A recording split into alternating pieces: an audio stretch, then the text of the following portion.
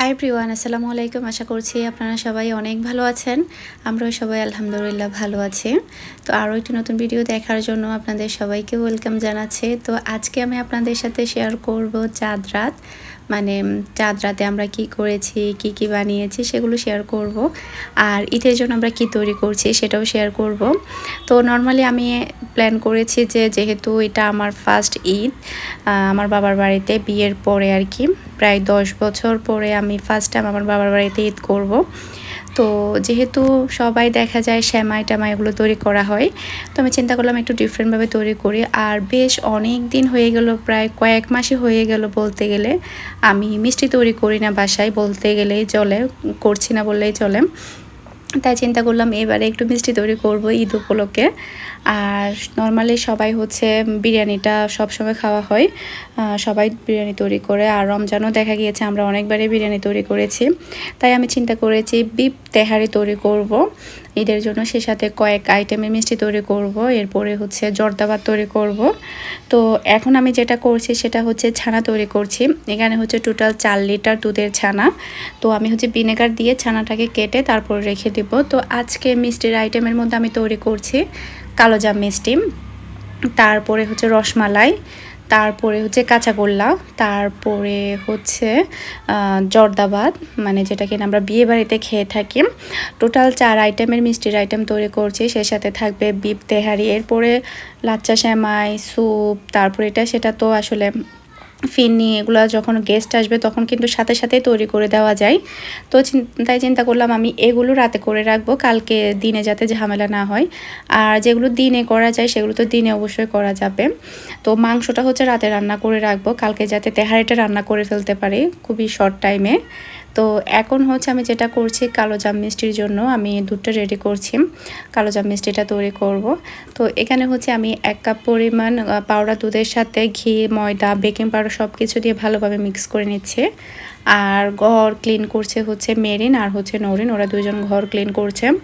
আর কি বানাবো কি করব এগুলো হচ্ছে আমি আর ভাবি করছি, মানে ভাবি আমাকে রেডি করে দিয়েছে, এখন হচ্ছে জাস্ট আমি সব কিছু বানাবো। তো পাউডার দুধের মধ্যে আমি দিয়ে দিচ্ছি ডিম, ফেটানো ডিম। তো প্রায় মানে 2 থেকে 3 মাস হয়ে যাবে আমি লাস্ট মিষ্টি বানিয়েছিলাম, অনেক মাস পরে আজকে হঠাৎ করে মিষ্টি যখন বানাচ্ছি আমার কাছে একটু নার্ভাস লাগছিল। আর যেটা সত্য কথা, আমি কিন্তু আমার মিষ্টি বানানোটাকে অনেক বেশি মিস করি। আসলে যখন আপনি একটা জিনিস যখন মন থেকে করবেন, সেটা যখন আপনি করবেন না হঠাৎ করে কিংবা কয়েক মাস গ্যাপ যাবে, তখন কিন্তু আপনার কাছে খারাপ লাগবে। আমি কিন্তু অনেক বেশি মিস করি। ও মানে প্রতিদিন আমার প্রচুর পরিমাণে মিষ্টির অর্ডার থাকতো, আপনারা তো দেখেছেনই আমি কত কেজি ডেলি মিষ্টির ডেলিভারি দিয়েছি, কি পরিমাণ অর্ডার যে থাকতো, কি পরিমাণ অর্ডারের চাপ থাকতো আমার। তো ওই যে সারা রাত ভরে মিষ্টি তৈরি করা, সারাদিন এগুলো আবার রেডি করা, ডেলিভারি দেওয়া, এগুলোকে আমি অনেক বেশি মিস করছি, যেটা সত্য কথা। আর আমি মনে করি আপনি যখন কোনো একটা বিজনেস করবেন, যেমন ধরুন আমি যখন এখন ড্রেসের বিজনেস করছি, আমার কাছে মনে হয় না এটার মধ্যে আমার কোনো আর্ট আছে বা আমার কোনো কোয়ালিটি আছে এটার পিছনে। আমার কাছে মনে হয় না এটার পিছনে আমার কিছুই আছে কি না। কিন্তু আমার কাছে আমি যখন কেক তৈরি করি কিংবা আমি কোনো মিষ্টি তৈরি করি, সেটার কাছে আমার মানে সেটা আমার কাছে মনে হয় কি এটা আমার একটা আর্ট, মানে এটা আমার একটা কোয়ালিটি। আমার কাছে এই জিনিসটা মনে হয়, কার কাছে কেমন মনে হয় আমি জানি না, যেটা আমি ফিল করি। আমি আমার বোনদেরকেও বলি এটা প্রায় সময় যে আমার কাছে আসলে এই জিনিসটা মনে হয় এটা হয়তো আমার একটা আর্ট, মানে এটা আমার কোয়ালিটিটা ফুটে ওঠে যখন আমি ড্রেস সেল করি। আমার কাছে তখন মনে হয় না যে আমার কোনো কোয়ালিটি এখানে দেখা যাচ্ছে কিংবা কোনো কোয়ালিটি আমার এখানে ফুটে উঠছে, এটা আমার কাছে মনে হয় না। তবে আমার এই যে আমার খাবারের বিজনেসটা, যেমন কেক, মিষ্টি, এগুলোতে আমার কাছে মনে হয় যে আমার একটা আর্ট আছে। তো সবার কাছে হয়তো বা এটা মনে হয়, কিন্তু আমি অনেক বেশি মিস করি আমার মিষ্টি বানানোটাকে। তো বাংলাদেশে আসলে যেটা হয়, মানে বানানো যেত বাংলাদেশে, মানে সব কিছু আসলে প্রাইস এত বেশি পড়ে যায়, মিষ্টির কেজি দেখা যায় দোকানের চাইতে কিন্তু অনেক বেশি পড়ে যায়, সে কারণে কিন্তু আমি মিষ্টির অর্ডার নেই না। নর্মালি কিন্তু প্রচুর পরিমাণে মিষ্টির অর্ডার আসে, এমনকি মানে ঈদেও কিন্তু আমার প্রচুর পরিমাণে মিষ্টির অর্ডার এসেছে। অনেকেই মেসেজ দিয়েছে কিন্তু আমি কোনো অর্ডার নেইনি, কারণ দোকানে এখানে মিষ্টির দোকান অ্যাভেলেবেল। তো এখানে যে পরিমাণ কম দামে মিষ্টি পাওয়া যায়, তো বাসায় যখন সেটা তৈরি করা হয় সেটার প্রাইস আসলে 3 গুণ বেড়ে যায়। সে কারণে কিন্তু আমি অর্ডারটা নেই না, মিষ্টির অর্ডারটা শুধুমাত্র কেকের অর্ডারটাই নেই। তো চিন্তা করেছি কিছুদিন পর পরে বাসায় মিষ্টি তৈরি করব সব আইটেমেরই, তখন দেখা যাবে আমার কাছে ভালো লাগবে। আর যেটা সত্য কথা, মিষ্টি তৈরি করতে কিন্তু খুবই খুবই ভালো লাগে।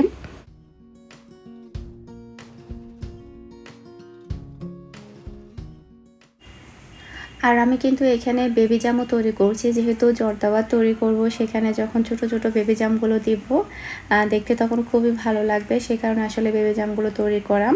তো জাস্ট অল্প করে তৈরি করছি, মিষ্টি আসলে খুব বেশি তৈরি করা হচ্ছে না, অল্প করেই তৈরি করছি। তো এখন হচ্ছে আমি শিরাটা তৈরি করে নিচ্ছি। আর আমি যখন মিষ্টি বানাচ্ছিলাম তখন আমি অনেক বেশি ওমানের মিষ্টি বানানোর কথা মনে পড়ছিল। মানে ওমানে আমি আসলে একদিনে 10-11 কেজি, 5 কেজি, 2 কেজি কয়েক আইটেমের মিষ্টি থাকতো। আলহামদুলিল্লাহ খুবই খুবই ভালো লাগতো তখন।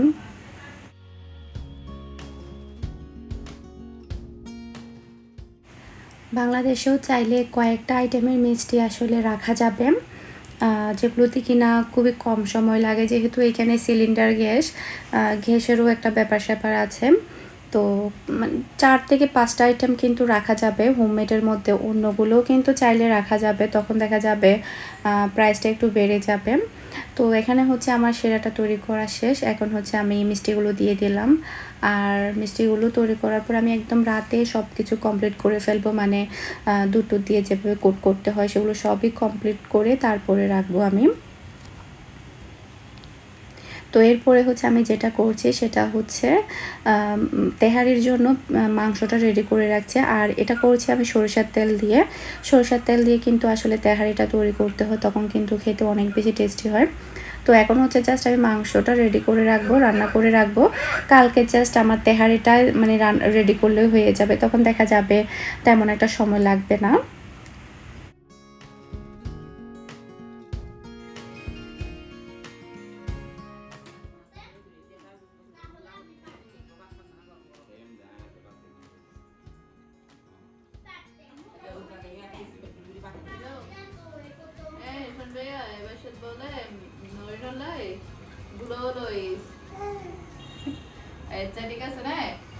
সাথে সাথে হ্যালো মামা হ্যালো এবার এবার তিয়ানি মাতা হ্যালো হলো মত মানে হানমি দাদি হ্যালো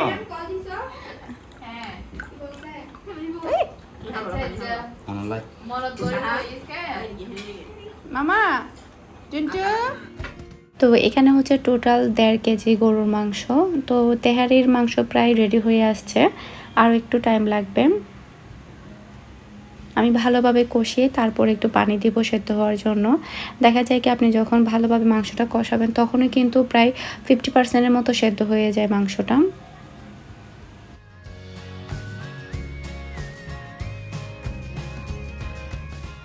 তো এখন হচ্ছে মেহেদি দেওয়ার পালা। তো প্রথমে হচ্ছে ফাহামিদা দিচ্ছে, ফাহামিদার প্রায় হচ্ছে শেষ পর্যায়ে। এরপরে হচ্ছে মেরিন দিবে, আমি দিব, নরিন দিবে, মিহি দিবে। তো মেহেদি দিচ্ছে হচ্ছে ভাবি, মাশাআল্লাহ অনেক সুন্দর করে মেহেদি দিতে পারে। তো এক হাতে দেওয়া শেষ অলরেডি, আর এক হাতেও একদম শেষ পর্যায়ে। মেহেদি ডিজাইন কিন্তু অনেক বেশি সুন্দর হয়েছে। আমি একদম লাস্ট পর্যায়ে দিব, যখন আমার মিষ্টিগুলো বানানো হয়ে যাবে তখনই আমি দেব।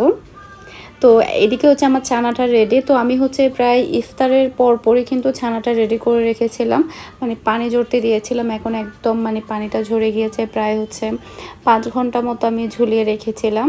আর আজকে যেহেতু একদম মানে শেষ রোজা ছিল, তো ইফতারের মানে 1 ঘন্টা কি 2 ঘন্টা পর পরই ছানা রেডি করেছিলাম। তো আমি হচ্ছে হাফ করে নিয়েছি, মানে 2 লিটার করে নিয়েছি, যেহেতু এখানে 4 লিটার দুধের ছানা।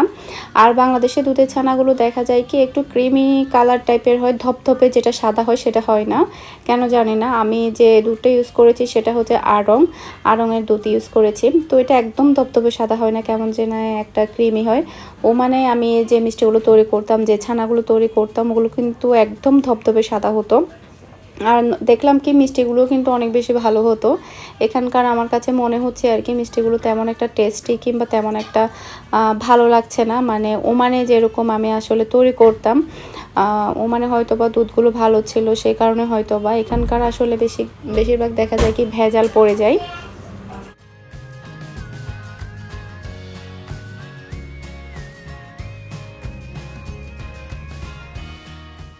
তো আমার হচ্ছে এদিকে রসমালাইগুলো তৈরি করা হয়ে যাচ্ছে। আজকে হচ্ছে প্রায় আমি 1 কেজির মতো করে রসমালাই তৈরি করছি। নর্মালি হচ্ছে 1 কেজি রসমালাই তৈরি করতে 2 লিটার দুধে ছানা লাগে, আর মালাইয়ের জন্য তো লাগে হচ্ছে 2 লিটার দুধ। টোটাল 4 লিটার দুধ দিয়ে কিন্তু 1 কেজি রসমালাই তৈরি করা যায়।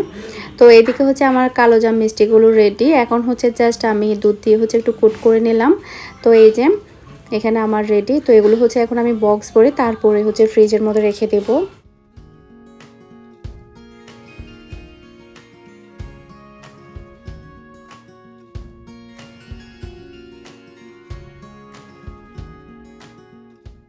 তো এখন হচ্ছে আমি কাঁচাগোল্লা তৈরি করব। তো বাকি যে ছানাটা ছিল ওটাকে হচ্ছে আমি ভালোভাবে মথে নিয়েছি অর্ধেকটা পরিমাণ। এরপরে বাকিটাকে হচ্ছে আমি এখন একটু প্যানের মধ্যে নিয়ে নিয়েছি। এরপরে হচ্ছে কনডেন্স মিল্ক দিয়ে দিচ্ছি। প্রায় এখানে আমি কনডেন্স মিল্ক দিব হচ্ছে অর্ধেকটা পরিমাণে। একটা কনডেন্স মিল্কের আমি পুরো অর্ধেকটা দিয়েছি, মানে 2 লিটার দুধের ছানার জন্য। তারপরে হচ্ছে এটাকে ভালোভাবে মিশিয়ে একটু হালকা একটু জাল করে নিব। কাঁচাগোল্লা আর হচ্ছে ছানার সন্দেশ মিষ্টি তৈরি করা কিন্তু খুবই ইজি, মানে অল্প সময়ের মধ্যে তৈরি করা যায়, খুব বেশি সময় লাগে না।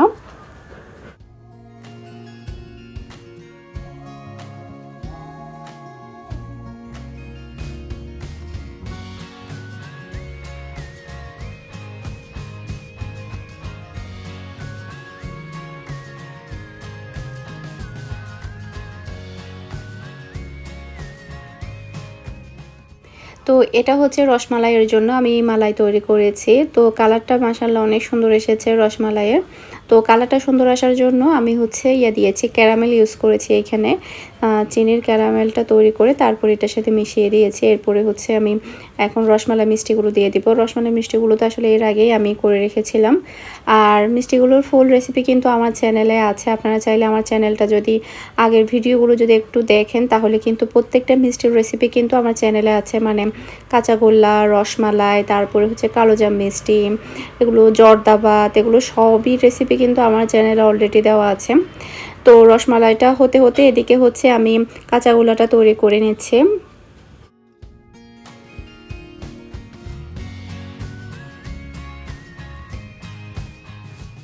তো এখানে হচ্ছে আমার কাঁচাগোল্লা সবই তৈরি করা শেষ। এখন হচ্ছে আমি পাউডার দুধের মধ্যে একটু কোট করে তারপরে হচ্ছে বক্সের মধ্যে রেখে দেব। তো আপনারা চাইলে মাওয়ার মধ্যেও কিন্তু গুঁড়িয়ে রেখে দিতে পারবেন, তখন কিন্তু আরও বেশি ভালো লাগবে।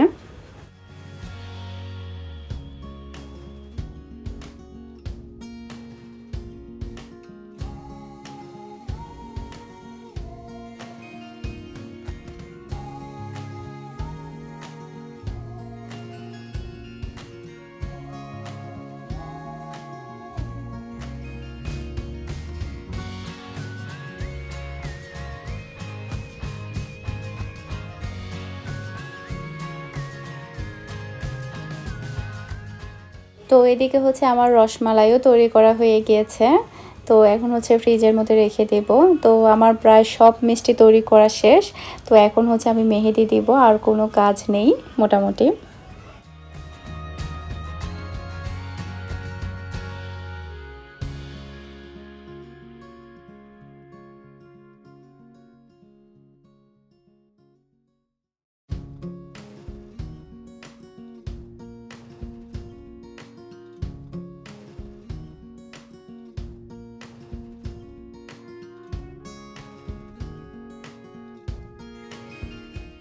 তো এদিকে হচ্ছে মেরিন মেহেদি দিচ্ছে, মাশাআল্লাহ ওর ডিজাইনটা অনেক বেশি সুন্দর হয়েছে। তো আমি চিন্তা করেছি আমি এই ডিজাইনটাই দিব। এটা আমার কাছে অনেক বেশি ভালো লেগেছে ডিজাইনটা।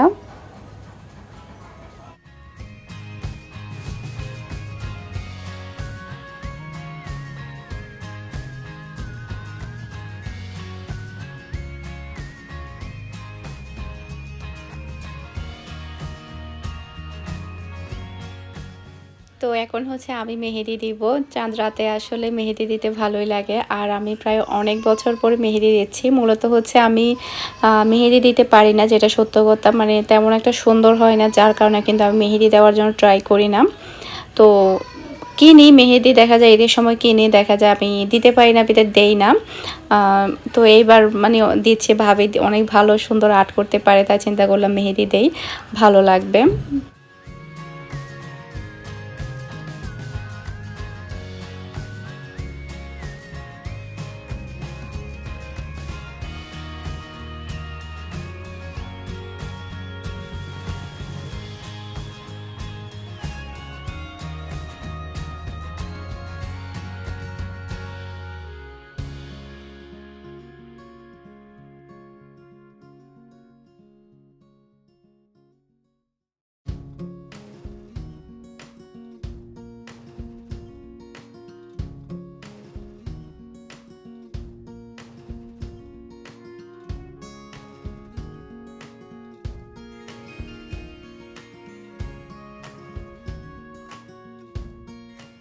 তো এখানে হচ্ছে আমার মেহেদি দেওয়া শেষ। এই যে মাশাআল্লাহ অনেক বেশি সুন্দর হয়েছে। তো আমি চিন্তা করেছি অন্য হাতে আমি ট্রাই করব, আসলে মানে দেখছিলাম যে পারি কিনা, একটু ট্রাই করে দেখি, সেই কারণে হচ্ছে আমি দেওয়ার জন্য ট্রাই করছি। মানে খুবই বাজে হয়েছে আমার মেহেদিটা, যেটা সত্য কথা।